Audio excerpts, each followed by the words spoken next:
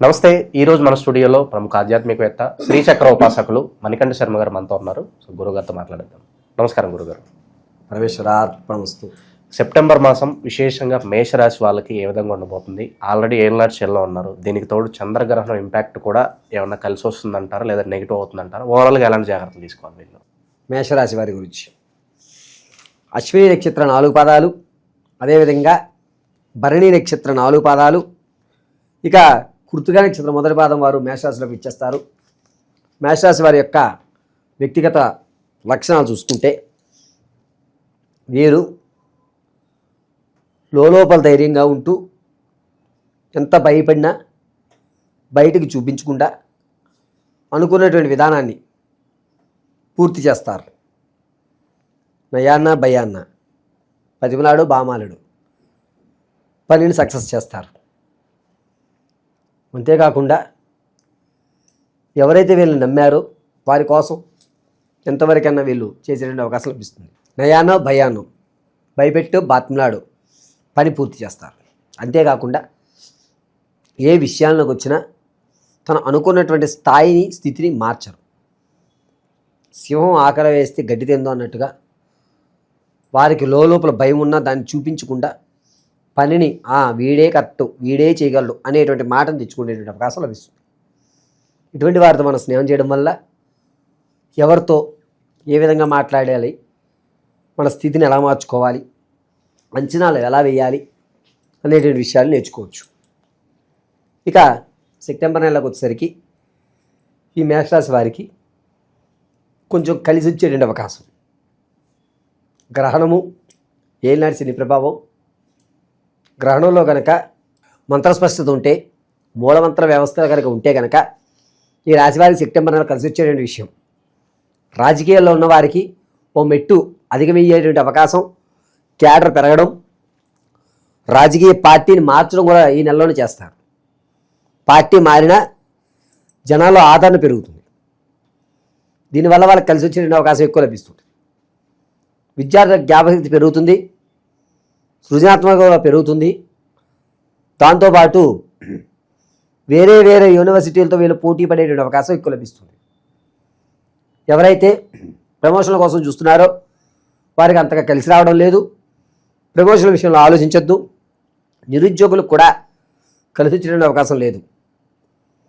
ఈ నెలలో ఉద్యోగం వస్తుందనే మాట కల్లా జరగదు. ఇక రియల్ ఎస్టేట్లో కానీ స్టాక్ మార్కెట్లో కానీ పెట్టుబడి పెట్టేవాళ్ళు సెప్టెంబర్ 3వ తారీఖు నుంచి 18 మధ్యలో కనుక పెట్టుబడి పెడితే కలిసి వచ్చేటువంటి అవకాశం లభిస్తుంది.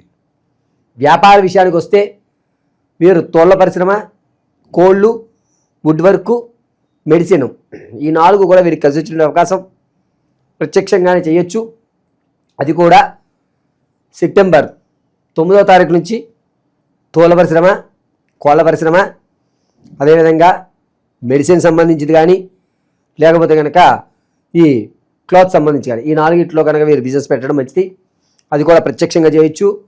సెప్టెంబర్ 8వ తారీఖు నుంచి 18 మధ్యలో వీళ్ళకి కలిసి వచ్చేటువంటి అవకాశం లభిస్తుంది. ఇక భార్యాభర్తల మధ్య ఏదైతే గొడవ జరుగుతుందో ఆ గొడవ కాస్త పెరిగి పెద్దదయ్యి చిలికి గాలివాన అయినట్టే ఉంటుంది తప్ప తగ్గే అవకాశం ఎక్కడ లభించదు. ఎవరైతే మిమ్మల్ని నమ్మి మీకు ధనం ఇచ్చారో ఆ ధనాన్ని మీరు ఖర్చు పెట్టేసి లేనిపోని ఇబ్బందులు పడేటువంటి అవకాశం ఎక్కువ లభిస్తుంది. ఆర్థికంగా కృంగిపోతూ ఉంటారు. డబ్బు ఈ నెలలో ఖచ్చితంగా మీ చేతిలో ఉండేటువంటి అవకాశం ఎక్కడా లేదు. స్థిరాస్తులు ఏవైతే ఉంటారో అవి కొనుగోలు చేసే అవకాశం లభిస్తుంది. సెప్టెంబర్ 10వ తారీఖు నుంచి 22 మధ్యలో ఖచ్చితంగా స్థిరాస్తులు అయితే కొనుగోలు చేస్తారు.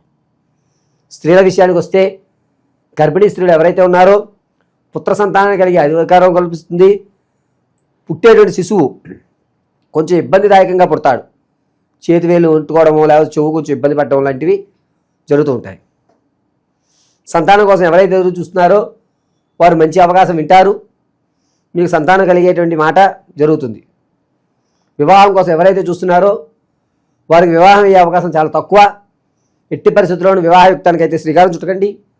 విదేశాలకు ఎవరైతే వెళ్దామనుకుంటున్నారో మీరు సెప్టెంబర్ నెల 24వ తారీఖు నుంచి 29 మధ్యలో అయితే కనుక కలిసి వచ్చే అవకాశం లభిస్తుంది.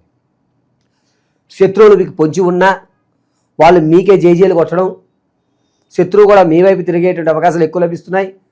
ఎక్కడా కూడా శత్రువుకు సంబంధించిన వ్యవస్థ లేదు.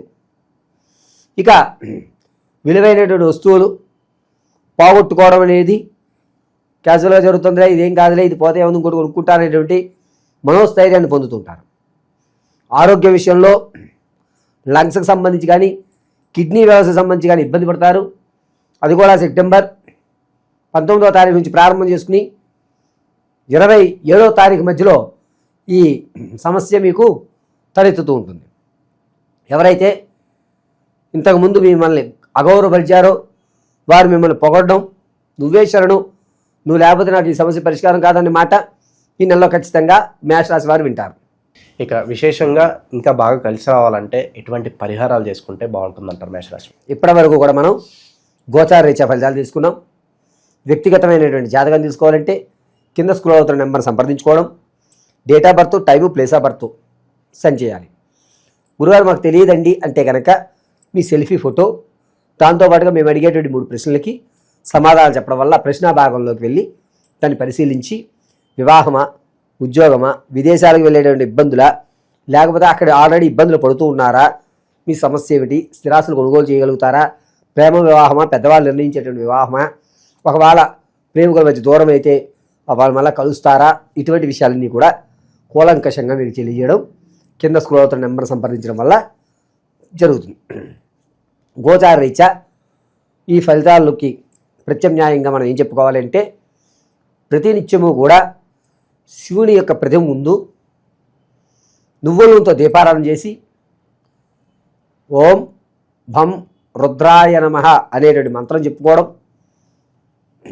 ఉదయము సాయంత్రం వేళ శివాలయ దర్శనం గావించుకోవడం చాలా మంచిది. ఇలా ఈశ్వరారాధన వీలున్నంతసేపు చేస్తూ ఉండడం వల్ల మీ సమస్య నుంచి గట్టెక్కేటువంటి అవకాశం లభిస్తుంది. ఓవరాల్గా మేషరాశి వారి పరిస్థితి ఈ మాసం ఏ విధంగా ఉండబోతుందో చాలా బాగా వివరించారు. ధన్యవాదాలు గురుగారు. పరమేశ్వరార్పణమస్తు.